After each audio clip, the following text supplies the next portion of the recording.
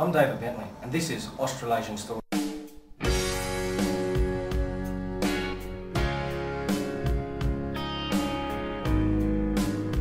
Depression affects 1 in every 4 Australians aged 12 to 25. It can happen to anyone. Andrew here is an 18-year-old from Alice Springs. You wouldn't know it, but Andrew in fact has depression. For the past couple of years, his family has been moving towns constantly. Andrew, as a result, has found it difficult to connect with other people. It has been a week since he first visited his local GP, only because of his parents pressuring him to do so. As you can see, his depression has affected his desire to play football, and well, you can see the results for yourself.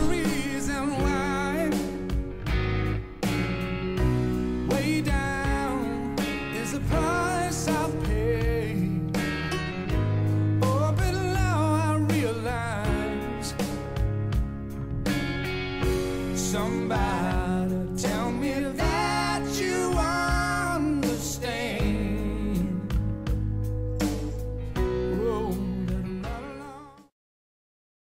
So Andrew, you've had a rough time over the past couple of years, haven't you? It's been pretty difficult, yeah, you can say that. At any stage did you have any idea that you might have a mental illness? No, well, I thought it was pretty normal, you know, just a bit sad, but obviously I was wrong.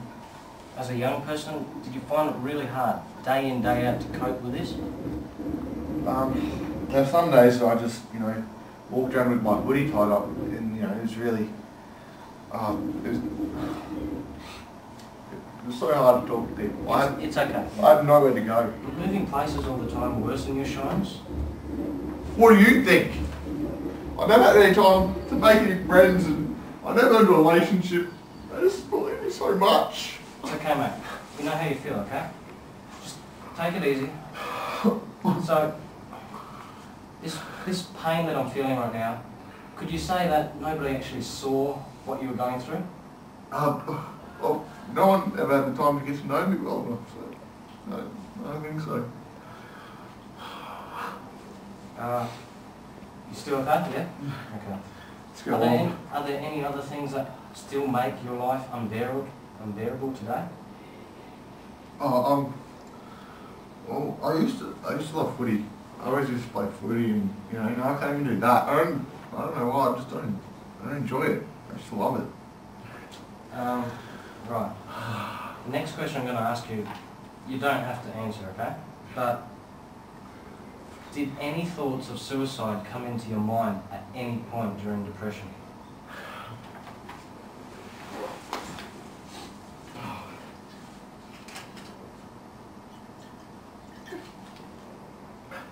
No, I'm okay. I drank before. Well, to tell you the truth, I'd be lying if I said they didn't. You know, I was in such a bad place. I don't know. I had no solution to get out. What made you change your mind? It's a bigger event, thinking about suicide, isn't it? Yeah, that's okay, mate. I think it must have been Mum. You know, I couldn't bear the thought of just leaving her like that. You know, she's always been there for me. You know, she's the only one that's sort of been the constant in my life. That's good. So, if you were to die, if you did take that plunge into the suicide pool of death, what do you think would happen to your family? Obviously, you really love your mum. It just tear them up, you know. Yeah. Being an only child, you know, my parents, I don't know how they'd cope with it. Okay.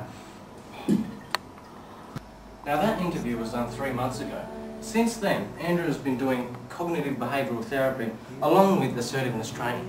This has helped him immensely in the way his brain thinks and has created a greater positive outlook for his life. He now takes antidepressant drugs once every 2 days. Hopefully that works for him. Since then, God knows what happens, but the important thing is his life has changed and we don't know how much impact that has until we actually talk to him. Hey mate, how's it going? Good to see you again. Yeah, you too. Nice to meet you. So Andrew, how have you been? we're just going to describe how happy I am about myself. I feel absolutely great. Rightio then. Has getting help proved a difference for you in your life? Has it helped you with your social skills? Oh, I definitely think so. You know, it's turned my life around in a better direction, you know. I think I'm happier now than when I started out, you know, before everything happened. And, you know, look what it's given me. This lovely lady sitting right here. When I first met him, I didn't know he had depression. He was just so assertive and confident every time I spoke to him. Really? Yeah. So, Chappelle, do you think you've had an impact in his recovery? I like to think so. He's helped me through my excessive caffeine addiction. I was drinking 26 cups of cappuccino a day. Yeah. On top of that, 6 cans of Coke. Really? Still in recovery. Yeah, she's just helped me so immensely, you know. The social support that she's given me. She's just there all the time, whenever I need her, you know. It's been excellent. I don't know how I would cope with that. So, what do you think the future will hold for you two, eh? Hopefully, a non-stress life. Happiness, that's what I reckon. Yeah, well, I hope so. I'd like to buy a house in Perth. I'd like to move there. We'll see what Mum thinks about that. You moving away. Chill out, Mum, you know. We'll see about that. Don't know. Yeah. But I think Perth will be a good future. Gets you to move away. Different environment. Obviously, Chappelle has a couple of problems herself, and the effects of her caffeine addiction still remain. But in terms of Andrew's health, she provides the social network he desperately needed.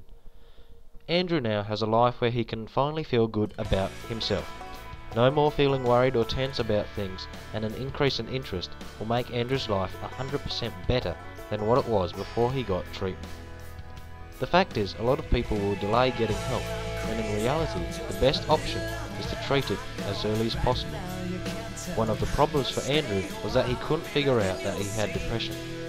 More info needs to be provided to people in need, otherwise we'll lose valuable lives like Andrew. For now though, it looks like the sun will never set on Andrew's new life.